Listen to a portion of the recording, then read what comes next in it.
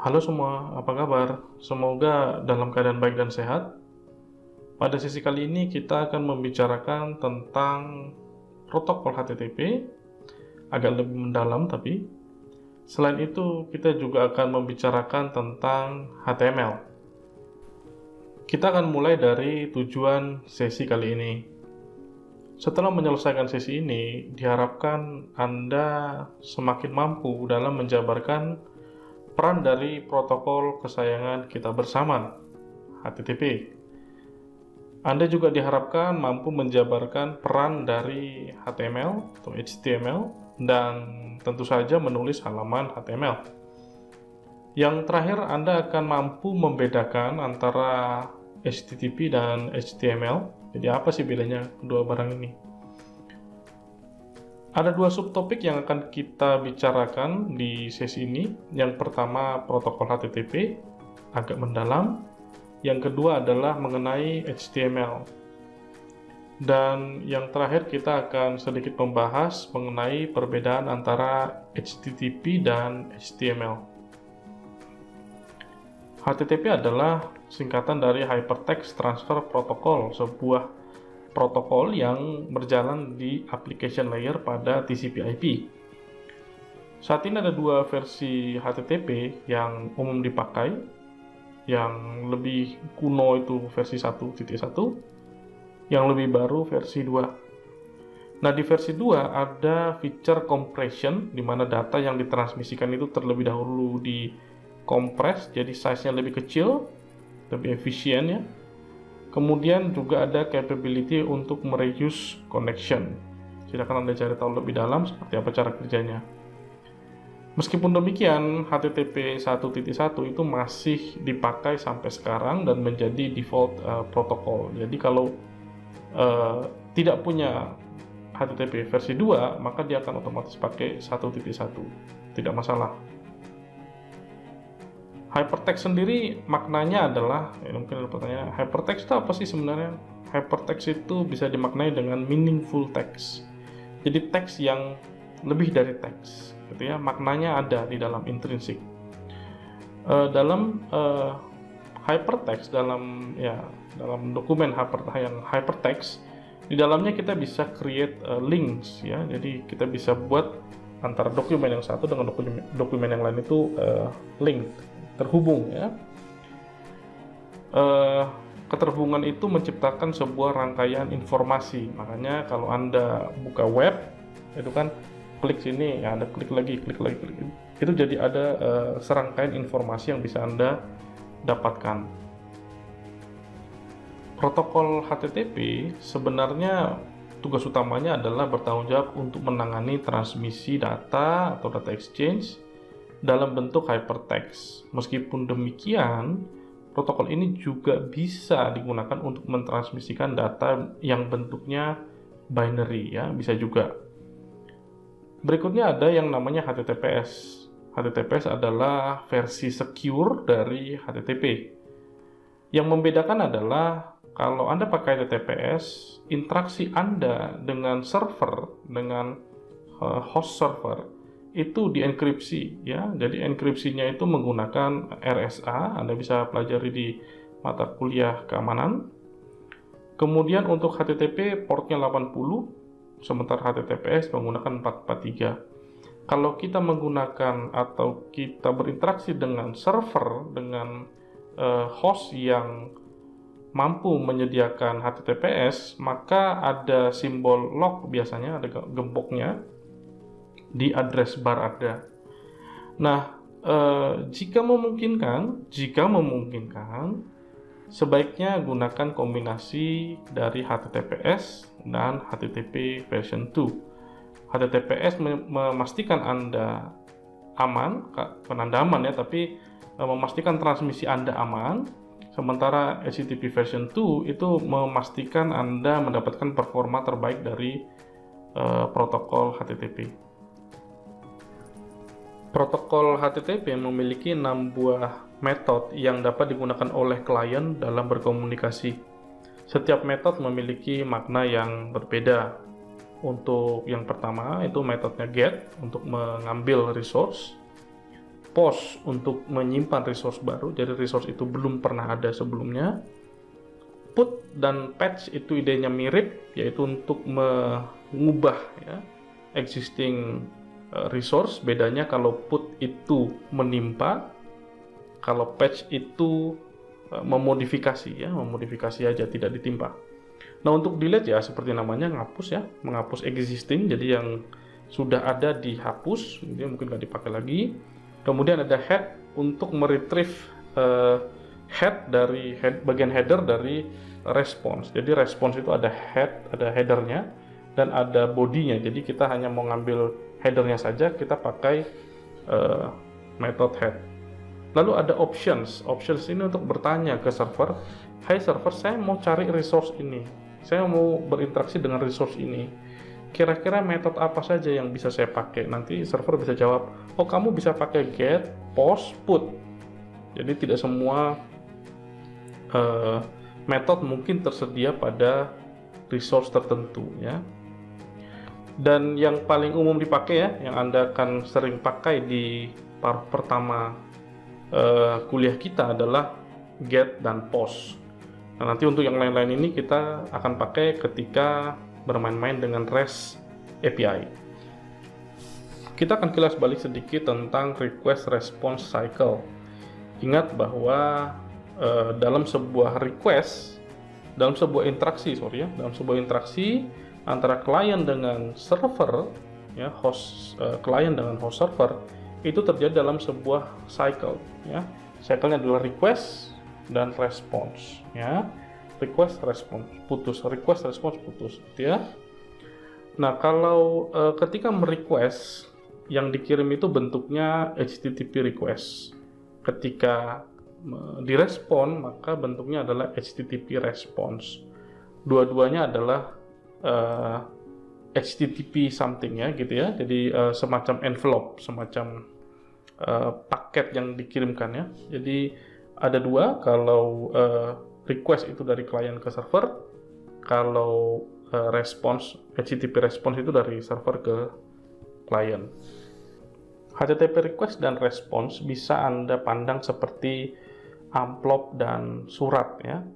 Jadi dalam sebuah pengiriman ya, menggunakan request gitu ya, HTTP request, itu ada amplop, ada isi suratnya.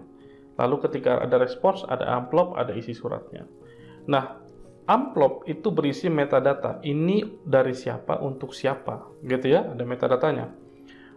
Bukan isi suratnya. Nah, isi suratnya beda lagi. Ya, Anda bisa cerita banyak hal di sana. Jadi Anda bisa bayangkan HTTP request dan HTTP response itu seperti isinya ya, bentuknya ya, seperti amplop dan isi surat. Nah, untuk amplopnya itu disebut dengan header. Untuk isi suratnya itu namanya adalah body. Jadi ada dua, ada header amplopnya, lalu ada isi suratnya ya, itu body. Bisa saja dalam suatu kondisi Anda tidak mengirimkan body, ya, Anda hanya mengirimkan header saja. Jadi ketika Anda request, Anda cuma lempar data berupa header saja, Anda tidak kirimkan body. Atau ketika response juga demikian, bisa saja si server itu hanya ngasih header saja, tidak memberikan body atau bodinya nggak ada. Ya, itu kira-kira kondisinya seperti apa? Coba Anda cari tahu. Seperti apa yang ada request tidak ada body, atau bisa saja ada response tapi tidak ada body. Itu kasusnya seperti apa? Coba Anda cari tahu.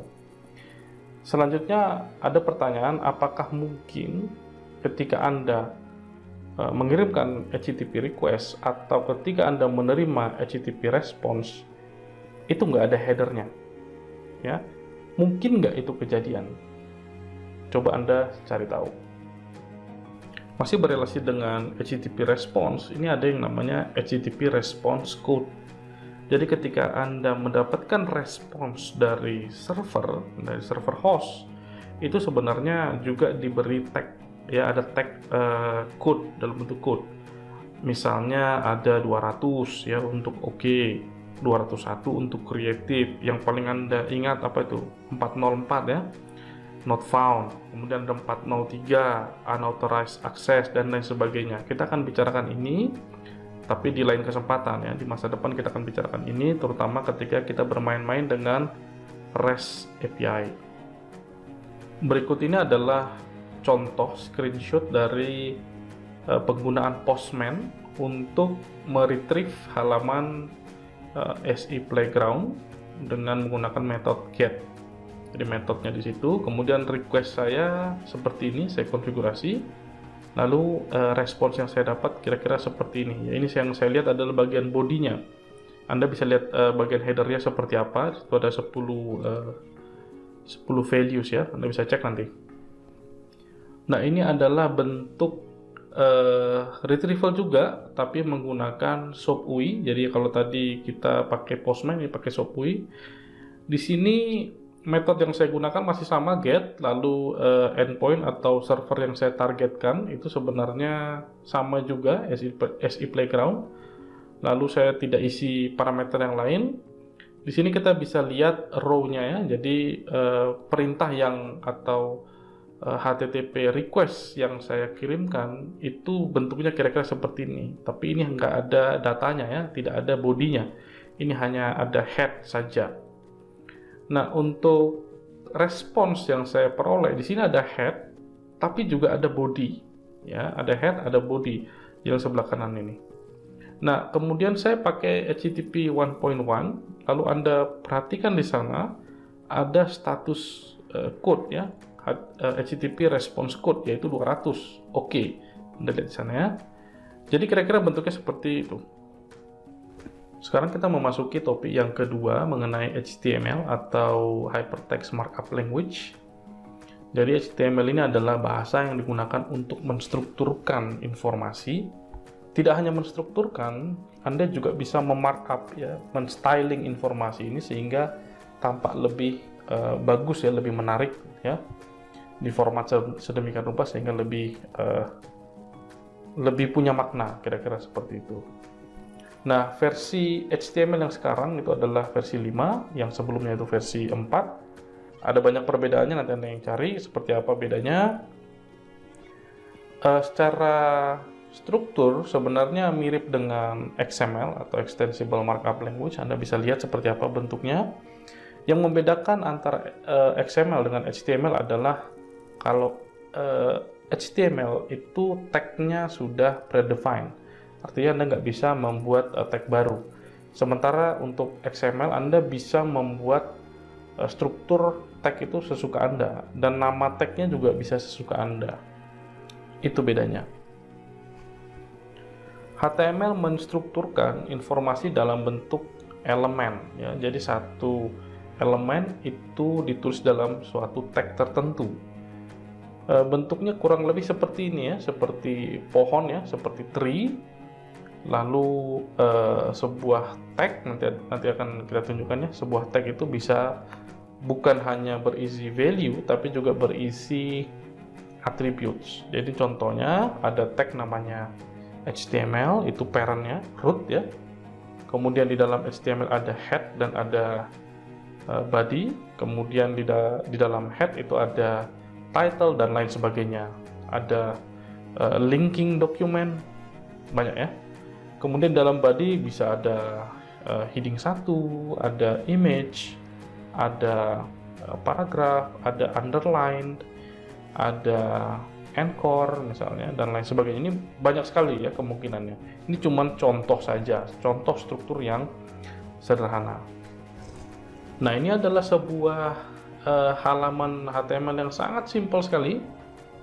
Jadi ini adalah halaman HTML dari seplayground.com. Di sana ada doctype-nya ya. Jadi doctype HTML itu untuk penanda bahwa ini adalah HTML5. Kemudian root tag adalah HTML. Lalu di dalam HTML ini HTML kan sepasang ya. Di line 2 sama line 5 itu ada penutupnya, ada slash HTML itu penutup. Jadi mereka sepasang.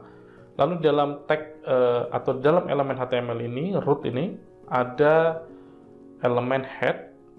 Dan elemen head ini punya siblings, punya saudara yang setara gitu ya.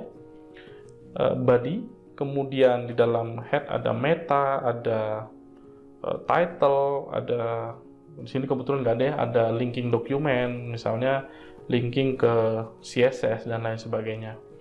Untuk body sendiri di sini cuman ya body, habis itu langsung saya isi konten. Di sana ada anchor juga untuk buat link, ya itu linknya menuju ke ya ke halaman sendiri sih sebenarnya. Cuman yang penting di sini adalah ada yang disebut dengan value dan ada yang disebut dengan attributes. Jadi di anchor ini ada value-nya adalah SE Playground. Lalu ada atributnya namanya adalah href, href gitu ya. Lalu atribut ini punya value juga, ya. Value-nya adalah https //seplayground.com/. Nah, jadi ini contoh elemen yang punya value dan punya atribut, ya. Dalam sebuah elemen mungkin saja punya lebih dari satu atribut, ya. Contohnya itu meta yang di atas dia. Meta name sama dengan viewport, sorry. Lalu ada content width sama dengan device dan lain sebagainya, ya. Banyak sekali, ya. Jadi ini hanya contoh, Anda bisa menemukan tag-tag yang lain, Anda bisa melihat juga documentation-nya untuk lebih rinci. Sebuah halaman HTML mungkin saja menggunakan satu atau lebih external resources. External resources adalah resource yang tidak dimiliki oleh halaman HTML tersebut, tapi ada di host di tempat lain. Bentuknya misalnya CSS, ya, untuk styling, ada JavaScript, ada images, ya, image. Nah, benda-benda ini biasanya di link, ya, dalam dokumen HTML. Jadi ketika dokumen HTML Anda di load oleh browser, maka browser itu juga akan mengambil eksternal resources yang dipakai oleh halaman tersebut. Pertanyaannya adalah bagaimana jika external resources itu tidak tersedia atau tidak bisa diakses? Ada beberapa dampak yang mungkin terjadi, tapi yang pasti halaman Anda tetap akan di-load. Masalahnya adalah mungkin halaman Anda nggak cantik karena gambarnya nggak nampak, ya, gambarnya hilang. Harusnya ada gambar tapi gambarnya nggak ada. Atau misalnya tidak fitur-fitur yang tadinya Anda rencanakan itu mungkin nggak bisa tampil karena JavaScript-nya mungkin nggak ke-load, ya, CSS-nya juga nggak ke-load. Itu adalah dampak ketika external resources tidak bisa diakses. Ketika Anda sedang membuka sebuah halaman web, ya, melalui browser, nah si browser itu akan membuat sebuah abstraksi, ya, sebuah model dari dokumen yang sedang Anda buka. Ya, model ini menggambarkan struktur dari elemen-elemen HTML Anda. Nah, model ini disebut dengan DOM atau Document Object Model, ya. Jadi mencerminkan bentuk atau struktur dari halaman HTML yang sedang Anda buka. Nah, setiap ada manipulasi, ya, misalnya Anda klik sesuatu, ya, terus kemudian ada pop-up misalnya atau ada apa gitu, ya. Nah, sebenarnya yang dimodifikasi adalah DOM-nya, ya, Document Object Model yang dimiliki oleh si browser, bukan halaman Anda sebenarnya yang dimodifikasi, tapi apa yang terjadi di DOM itu tercermin juga ke halaman HTML yang Anda sedang buka. Setelah membicarakan HTTP dan HTML, kira-kira apa sih bedanya antara kedua barang ini, gitu ya? Sebenarnya kedua barang ini tidak bisa kita bandingkan karena dua-duanya berbeda. Intinya adalah kalau HTTP itu rules atau aturan tata krama, ya, dalam mentransmisi data dalam bentuk hypertext antar klien dan server. Nah, sementara HTML adalah mengenai bagaimana Anda menstrukturkan informasi atau memformat informasi sehingga tampak menarik, ya. Saya bisa gambarkan HTTP dengan HTML itu kira-kira seperti ini. Untuk HTTP itu seperti mailing ecosystem. Kalau Anda mau mengirim surat, ada aturannya. Anda harus tulis seperti ini, gitu ya. Anda kirimnya melalui kantor pos, kemudian Anda bayar uangnya berapa, itu sudah ada aturannya. Lalu bagaimana surat ini bisa sampai ke tujuan, itu ada prosesnya. Nah, itu adalah HTTP, protokol, aturannya. Sementara HTML adalah surat yang Anda bicara tentang bagaimana Anda menulis surat, ya. Surat itu Anda bisa buat teks semua, tulisan semua, Anda bisa taruh gambar, Anda bisa taruh foto, bisa taruh hiasan-hiasan dan lain sebagainya. Nah, itu adalah perbedaan, atau kalau mau dibeda-bedain antara HTML dengan HTTP. Berikut ini adalah beberapa hal yang perlu Anda lakukan sehingga Anda bisa memahami lebih jauh mengenai topik kita pada sesi kali ini. Yang pertama, Anda harus benar-benar paham peran dari HTTP dan HTML, ya. Anda harus tahu bedanya di mana, ya. Lalu ada namanya, dalam HTML ada namanya elemen value, ya. Ada elemen, ada value-nya. Lalu ada atributnya, ya. Tidak semua elemen punya atribut, tidak semua elemen punya value. Ada elemen yang punya value dan punya atribut. Jadi Anda harus paham betul apa itu, ya. Apa itu elemen, apa itu value, apa itu atribut. Lalu saya juga berharap Anda mencari tahu fitur-fitur dari HTTP version 2 dengan HTTP 1.1. Apa sih bedanya? Apa yang dimiliki oleh HTTP version 2 dan tidak dimiliki oleh version 1.1. Lalu bedanya HTML5 dengan HTML4. Apa bedanya? Ya, Anda coba cari tahu. Lalu yang terakhir, saya minta Anda untuk mencoba beberapa teks HTML yang basic, ya, dengan cara mengembangkan halaman-halaman web sederhana, misalnya menampilkan profil, menampilkan resensi buku, dan lain sebagainya. Anda bisa coba macam-macam. Nah, ini adalah akhir dari sesi kita hari ini. Semoga bermanfaat. Sampai bertemu di sesi-sesi pembelajaran yang lain. Ciao.